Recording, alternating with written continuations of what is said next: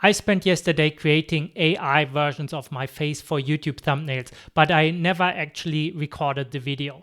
Today I realized why, and it's probably the same reason you're procrastinating on your goals. I'll show you some of those thumbnails in a second so you can see how far I went down that rabbit hole. Because the real problem isn't effort or me spending a few hours figuring out, it's figuring out what really moves the needle. That's why we have to talk about something most creators and entrepreneurs don't notice. It's already stealing their time, the addiction to strategy. For example, yesterday I blocked off a simple 5-hour window. 2 hours to script, 1 hour to record the video, 2 hours to edit it. If I had followed that plan, I'd have a finished video by dinner. Instead, I fell straight into what I'll call the AI thumbnail rabbit hole. 4 hours disappeared while I generated dozens of versions of my face in every possible mood. Smiling, serious, even that one that looked like I'd sniffed on bad milk. I figured out how to create a consistent style using my brand colors. By the end, my thumbnails looked great. But the problem? I still didn't have a video to attach them to. What was actually happening in my head was simple. Every time I cracked a new piece of software or found a clever way to package my book, Clarity on Demand, I got that hit of satisfaction. It felt like work because I could point to a shiny object and output a polished graphic or framework, but in reality I was just chasing small bursts of dopamine. Compare that with recording.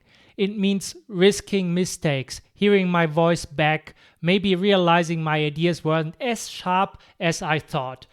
Strategy felt safe. Execution felt exposed. Earlier this week, I've even built an AI planning assistant, a sort of automated coach I trained to call me out on my bad habits. When I fed this thumbnail story into it, it didn't hold back. You're not optimizing, it said. You're hiding. Strategy feels smart, execution feels vulnerable. That landed harder than I'd like to admit because my AI assistant was right. Planning made me feel clever without proving or shipping anything. And I'm not alone in this. People collect courses for years without launching a business. They obsess over research and frameworks or the latest AI prompts or the perfect productivity setup, all while the actual output stays at zero. The trap isn't strategy. It's when strategy becomes a shield. When designing the perfect content strategy, replacing publishing content, or creating a flawless thumbnail replaces actually hitting record, your brain isn't lazy, it's overprotective, steering you towards safe wins where your ego never gets bruised. But that protection comes with a hidden cost. And as I found out, it's tied to something much deeper. What my AI assistant said next forced me to face it, and it changed how I see myself.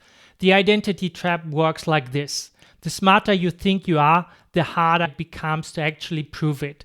I built my reputation, at least in my own mind, around being the strategist, the one who could break down the algorithms, map out growth plans, and see the bigger picture. But when the moment came to hit record, suddenly I found a dozen reasons why today wasn't the right day. Maybe my setup wasn't perfect. Maybe I needed a haircut. Maybe tomorrow would be better. Maybe you can relate.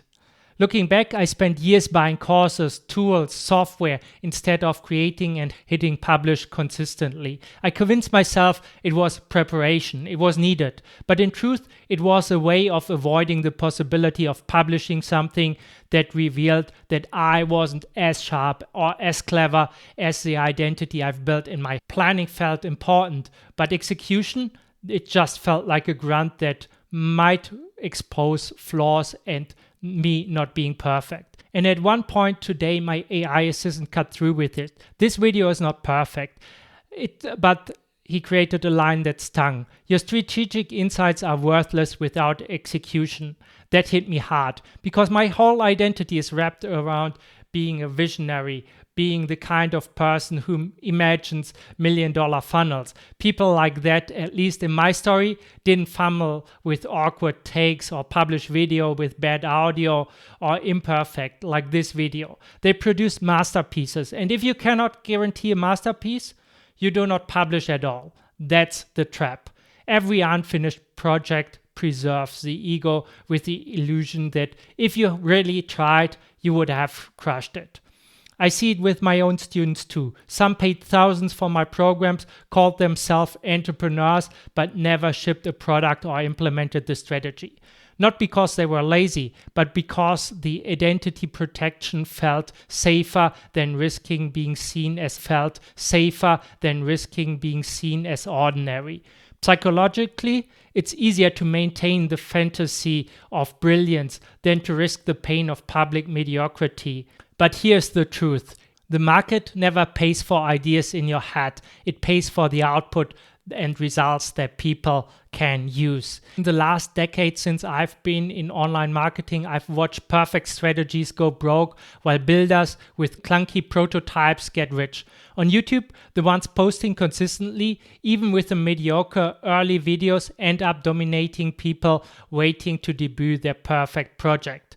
So here's my challenge to you. Name just one thing in your own life that you keep polishing instead of just launching. Think about it for a second, because recognizing that pattern is the first step to breaking it. And what comes next will show you why taking that risk is actually the fastest way to grow. What finally shifted things for me was a simple mantra. Public error equals tuition. Say it out loud. Public error equals tuition. It sounds almost too simple, but it reframed everything for me. Every awkward recording, me publishing this video, every flopped idea, every rough draft I throw out into the world, that's not failure. That's the price of education I really signed up for when I choose to build in public. Of course, the fear shows up. My brain always wants to ask, but what if people judge you? But here's the thing, they probably will.